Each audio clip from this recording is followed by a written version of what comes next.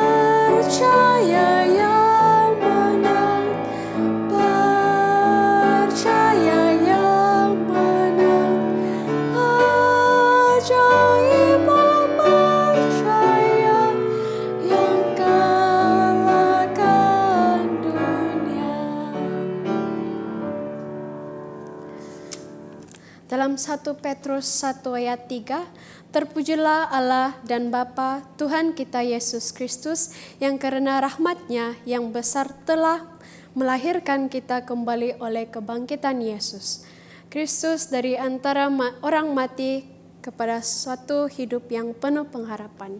Bagi lagu pembuka kita, mari kita nyanyi dalam LPMI 159, Karena Yesus Hidup.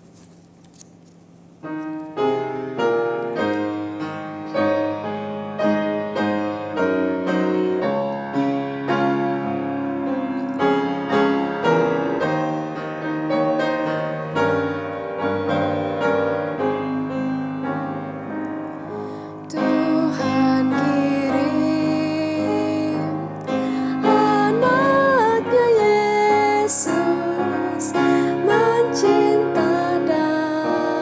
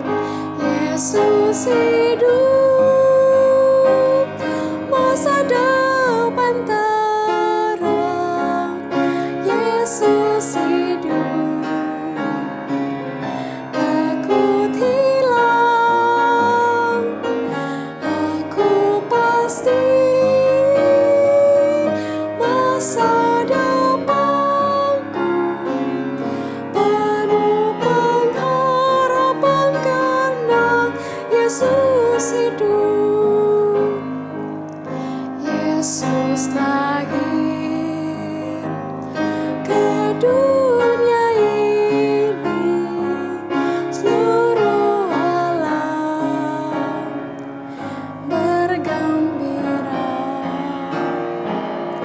tapi lebih besar sukaku karena Yesus mati namun hidup lagi. Yesus hidup, masa depan terang. Yesus hidup, takut hilang, aku pasti masa depanku penuh pengharapan karena Yesus hidup. Saya ingin menjemput kita semua untuk tunduk kepala dan saya akan pimpin dalam doa. Mari kita berdoa. Bapa yang berada dalam kerajaan syurga, terpujilah namamu ya Bapa di bumi seperti di syurga. Bapa di syurga, terima kasih ya Bapa karena kami percaya sepanjang 6 hari yang lalu Engkau telah menyertai kami dan melindungi kami ya Bapa. Bapa di syurga, terima kasih atas kesempatan ini untuk kami sama-sama menyambut sabat-Mu ya Bapa. Berkatilah acara kami agar berjalan dengan lancar dan kami juga ingin berdoa untuk pembicara kami nanti biar apa saja yang dia akan kongsikan kepada kami biarlah semuanya itu datang daripada-Mu ya Bapa. Terima kasih karena Engkau tidak pernah meninggalkan kami serahkan semuanya ini ya Bapa dalam nama Tuhan Yesus Juru Selamat kami, amin. Oke, sekarang kita diberkati karena kita akan mendengarkan sharing yang akan disampaikan oleh Resen. Shalom saudara, terima kasih kepada saudari Face kerana telah memimpin kita dalam nyanyian kita tadi. Saya sangat tertarik dengan lagu Percaya yang Menang kerana ini berkaitan dengan sharing yang akan saya bawa pada petang ini, iaitu Iman Sang Perwira. Siapa perwira ini saudara? Kita dapat lihat dalam Alkitab begitu banyak sekali tokoh-tokoh iman dalam sejarah Alkitab seperti Abraham, Ayub, Elia, Misak, Sadrak dan Abednego dan banyak lagi. Tetapi hari ini saya akan berkongsi tentang iman dari orang yang bukan orang Yahudi ataupun orang yang bukan di dalam kepercayaan Kristian ataupun Yahudi pada ketika itu, iaitu Sang Perwira. Inti daripada sharing saya dapat dalam Lukas 7 ayat 1 hingga 10. Ini saya pendekkan ceritanya saudara. Di sini Yesus baru sahaja selesai berkhotbah di gunung. Dan Sang Perwira ini terdesak untuk meminta bantuan Yesus kerana hambanya sakit dan dia memerlukan bantuan Yesus untuk menyembuhkan hambanya. Sang Perwira ini percaya bahawa hambanya boleh sembuh hanya dengan ketika Yesus berbicara. Di dalam Lukas 7 ayat 9. Setelah Yesus mendengar perkataan itu, ia heran akan dia dan sambil berpaling kepada banyak orang yang mengikuti dia, ia berkata, "Aku berkata kepadamu, iman sebesar ini tidak pernah aku jumpai sekalipun di antara orang Israel." Ini perkataan yang cukup luar biasa saudara, di mana Yesus berasa hairan dengan kejadian ini, di mana iman Sang Perwira ini lebih besar daripada iman orang Yahudi ataupun iman orang yang di sekeliling Yesus yang hidup bersama dengan Yesus. Kita akan belajar lebih mendalam lagi tentang ayat hairan di sini. Dan di sini kejadiannya berlaku di Kapernaum, di mana Kapernaum ataupun artinya Kaf Nahum yang berarti kota Nahum. Ini merupakan tempat tinggal di tepi laut Galilea. Dan tempat ini merupakan rumah Yesus. Dalam Matius 4 ayat 13 mengatakan itu. Dan setiap hari Sabat Yesus sering mengajar di kota ini. Dan ini merupakan pusat Yesus menyebarkan ajarannya, menyebarkan kasihnya, menyebarkan inti daripada ajaran yang benar. Dan kita lihat juga latar belakang perwira ini. Di dalam kamus ataupun dalam bahasa Inggerisnya, centurion berasal daripada perkataan Latin iaitu centuria yang berarti 100. A centurion was an officer in the army of ancient Rome.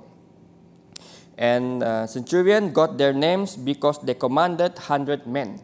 Jadi perwira ini merupakan satu daripada orang besar daripada kerajaan Rom, di mana mereka mempunyai 100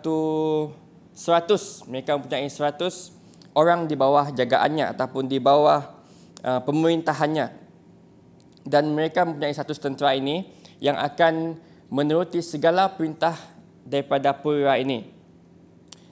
Dan responsibility daripada perwira ini adalah memberi training kepada orang bawahannya, memberi assignment ataupun kerja, apa-apa kerja, dan maintaining discipline in the rank ataupun mengajarkan tentang disiplin kepada orang di bawahnya ataupun tentera di bawah jagaannya.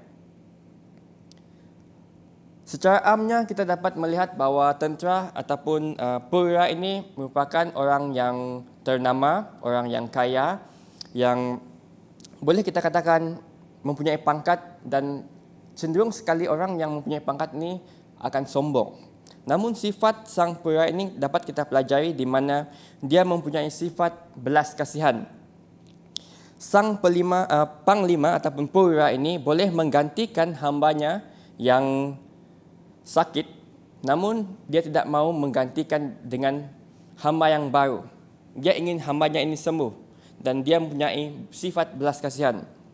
Dan dia juga membina sinagog ataupun membina rumah ibadat orang Yahudi di tempat jagaannya.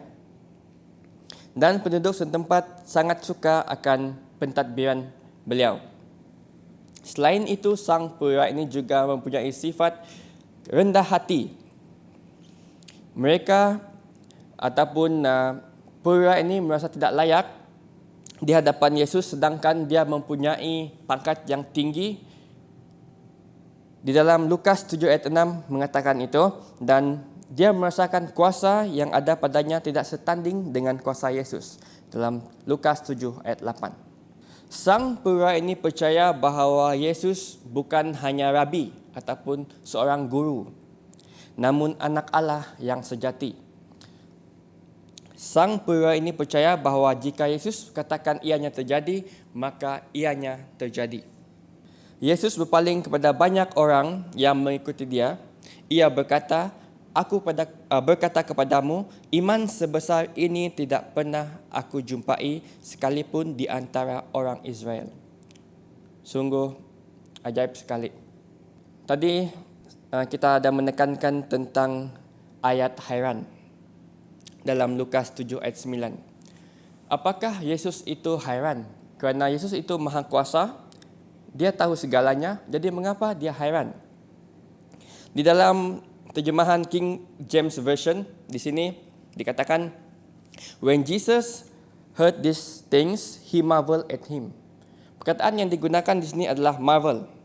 Dan dalam New International Translation menggunakan perkataan amaze. Tetapi dalam Lembaga Alkitab Indonesia yang kita gunakan mentranslate kepada hairan. Kita lihat dalam bahasa aslinya. Bahasa aslinya ialah tauma, yang berarti to wonder ataupun to marvel ataupun to be held in admirable ataupun admiration. Di sini berarti lebih sesuai perkataan heran ini digunakan sebagai marvel ataupun amaze, ataupun dalam bahasa yang kita gunakan ialah terpegun, ataupun bahasa yang mudahnya wow. Yesus merasa wow, terpegun dengan iman sang panglima ini.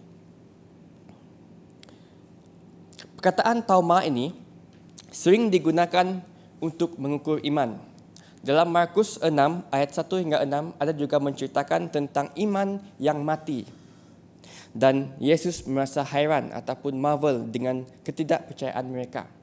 Jadi dalam Lukas 7 kita dapat lihat bahawa perkataan trauma ini digunakan untuk merujuk kepada iman yang tinggi, manakala dalam Markus 6 merujuk kepada iman yang sangat rendah, sangat tiada kualiti.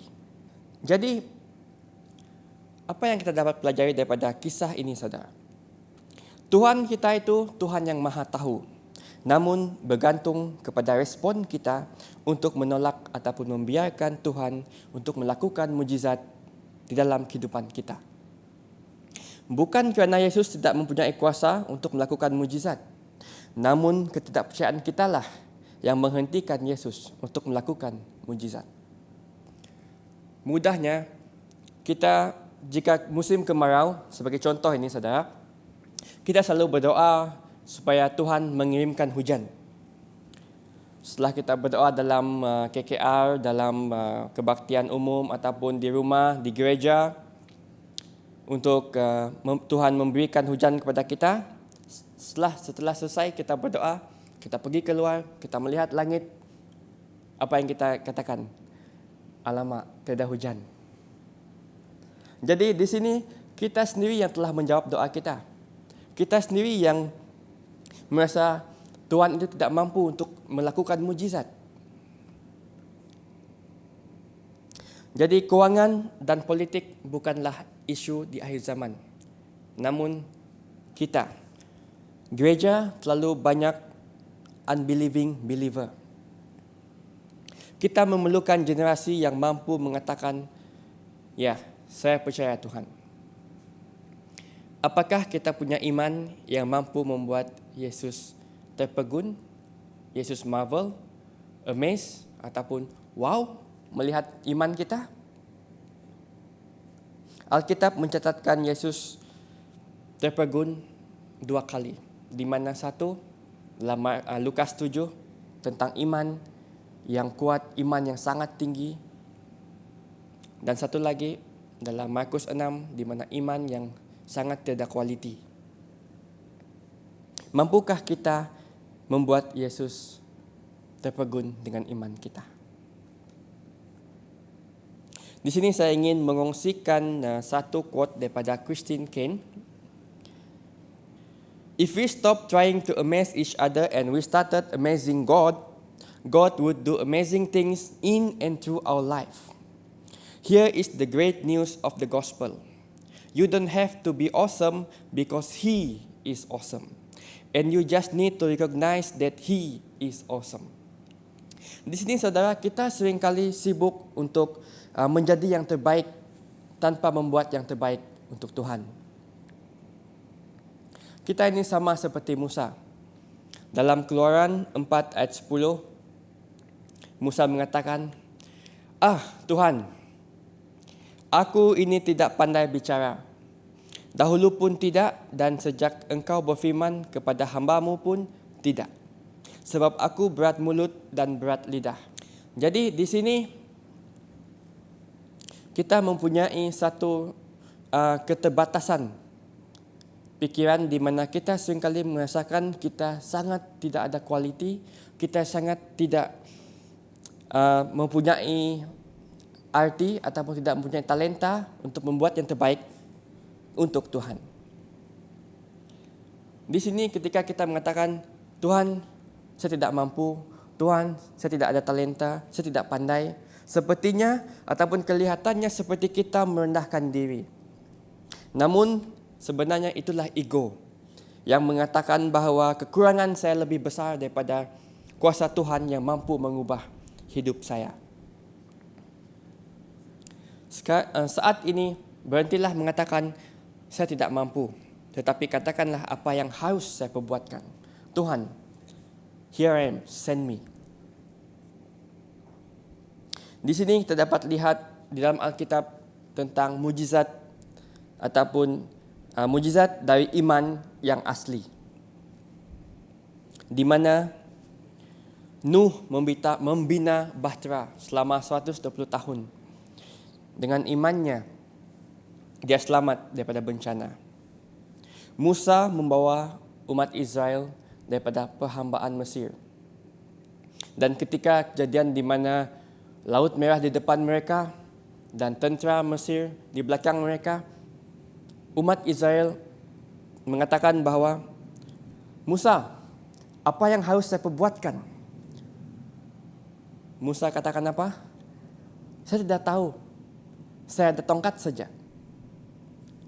Namun dengan imannya kita dapat melihat bahwa Laut Merah itu terbelah dua.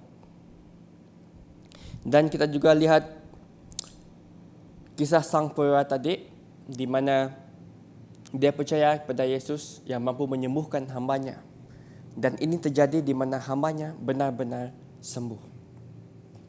Kita juga dapat lihat di dalam Alkitab tentang kisah wanita yang mempunyai masalah pendarahan. Dan ketika dia memegang jubah Yesus, dia pulih dari penyakitnya. Dengan imannya, dia pulih. Saat orang mengatakan bahwa dia seorang gila, tetapi iman yang dia perlihatkan kepada dunia menghasilkan mujizat. Dan kita juga lihat kisah Paulus dan Silas bernyanyi di dalam penjara.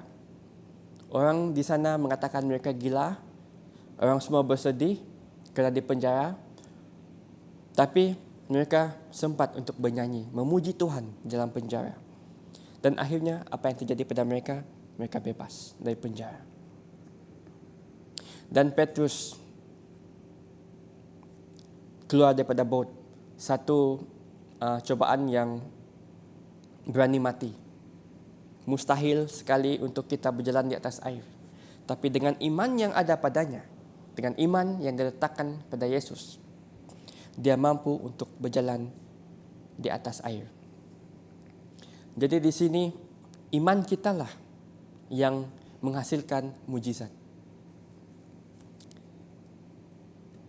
Sekarang kita menghadapi masalah kesihatan di mana COVID-19 still menular di negara kita ataupun di dunia.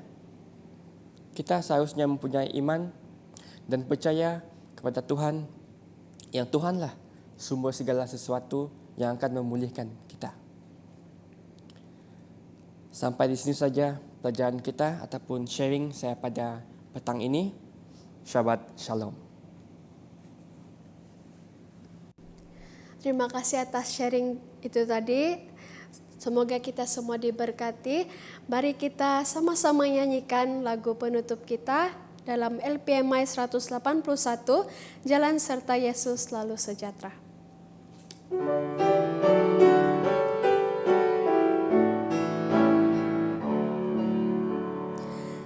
Jalan serta Yesus selalu sejahtera, mana saja aku dipimpinkannya. Dengan tiada Tuhan kirangku hilang, jalan serta Yesus selamanya senang. Dimanapun saja tidak ku gentar, jalan serta Yesus aku bergemar. Serta Yesus aku tak sendirian, meski teman sangkal Yesus iringkan. Aku tidak takut meski jalan gelap, serta Yesus aku tak rasa senyap. Dimanapun saja tidak ku gentar, jalan serta Yesus aku bergemar. Serta Yesus aku tidur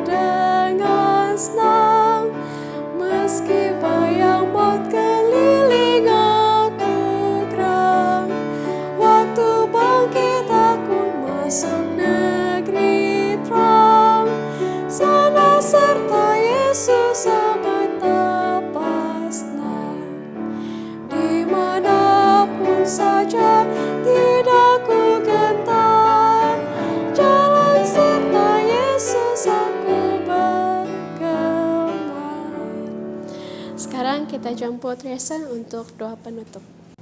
Mari kita berdoa. Tuhan Allah Bapa kami yang berada dalam kerajaan syurga, Tuhan, terima kasih kerana Engkau telah menjaga kami sepanjang 6 hari yang lalu, dan hari ke-7 ini Tuhan kami dapat berehat dan memuliakan nama Engkau Tuhan.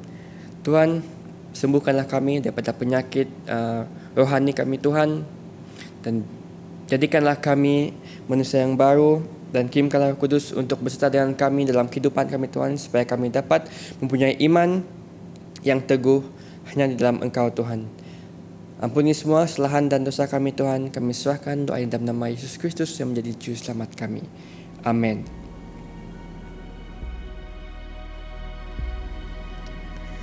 Terima kasih karena bersama-sama dalam acara pembukaan Sabat. Kita berjumpa lagi esok pada jam 10.30 pagi untuk acara kebaktian Sabat. Tuhan memberkati.